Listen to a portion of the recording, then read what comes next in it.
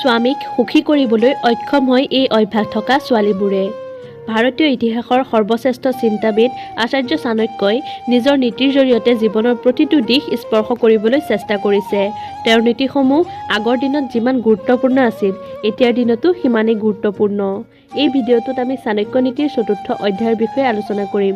ভিডিঅ'টো বহুত গুৰুত্বপূৰ্ণ, সম্পূৰ্ণকৈ চাব বুলি আশা কৰিলোঁ। ভ্ৰমণ আৰু শাৰীৰিক পৰিশ্ৰমৰ প্ৰভাৱ। আচাৰ্য চাণক্যৰ মতে অহৰহ ভ্ৰমণত নিয়োজিত আৰু অধিক শাৰীৰিক শ্ৰম কৰা লোকসকল আগতীয়াকৈ বুঢ়া হয়। তেওঁৰ মতে এই ধৰণৰ জীৱনশৈলীয়ে শৰীৰত অত্যাধিক মানসিক চাপৰ সৃষ্টি কৰে, যাৰ ফলত শৰীৰৰ কলাবোৰ দ্ৰুতগতিত ক্ষয় হয়। অকাল বয়স বৃদ্ধি হোৱা। চাণক্যই কৈছে যে জীৱনশৈলী আৰু ৰুটিনৰ কিছুমান বিশেষ উপাদান আছে যিয়ে মানুহ, ঘোঁৰা, মহিলাৰ প্ৰাথমিক বাৰ্ধক্যক আকৰ্ষণ কৰে। তেওঁ বুজাই দিলে যে অত্যাধিক খোজকাঢ়ি যাত্ৰা আৰু ঘোঁৰা আৰু শাৰীৰিক সম্পৰ্কৰ অনুপলব্ধতাৰ বাবে মহিলাৰ ক্ষেত্ৰত বাৰ্ধক্যৰ লক্ষণসমূহ আগতীয়াকৈ দেখা দিয়ে। নাৰী আৰু শাৰীৰিক সন্তুষ্টি। চাণক্য নীতিয়ে লগতে কয় যে শাৰীৰিক সন্তুষ্টি এগৰাকী মহিলাৰ বাবে আৱেগিক প্ৰয়োজনীয়তাই নহয়, ই তেওঁৰ শাৰীৰিক স্বাস্থ্যৰ বাবেও গুৰুত্বপূৰ্ণ।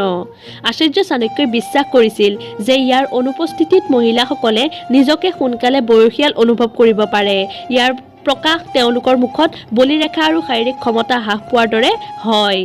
ঘোঁৰাৰ বন্ধন আৰু বাৰ্ধক্য।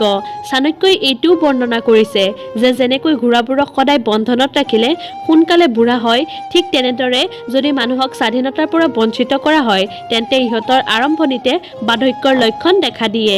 ইয়াত শাৰীৰিক আৰু মানসিক স্বাধীনতাৰ গুৰুত্ব দেখুওৱা হৈছে। কাপোৰ আৰু সূৰ্যৰ পোহৰৰ উদাহৰণ। বাৰ্ধক্যৰ আগমনৰ কথা বুজাবলৈ চাণক্যই কাপোৰ আৰু পোহৰৰ উদাহৰণ দিছে। অহৰহ সূৰ্যৰ পোহৰত ৰখা কাপোৰ যেনেকৈ শক্তি হেৰুৱায় আৰু ৰং ম্লান হৈ যায়, ঠিক তেনেদৰে অনুচিত জীৱনশৈলী আৰু অভ্যাসে মানুহক সোনকালে বয়সীয়াল কৰি তোলে।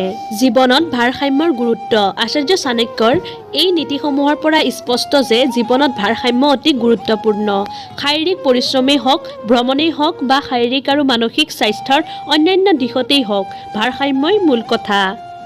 ভ্ৰমণ আৰু শ্ৰম সীমিত কৰা, আত্মস্বাধীনতাক মূল্য দিয়া, শাৰীৰিক সম্পৰ্কৰ গুৰুত্ব বুজি পোৱা আদি সকলোবোৰেই সুষম আৰু সুস্থ জীৱন যাপনৰ বাবে অতি প্ৰয়োজনীয়।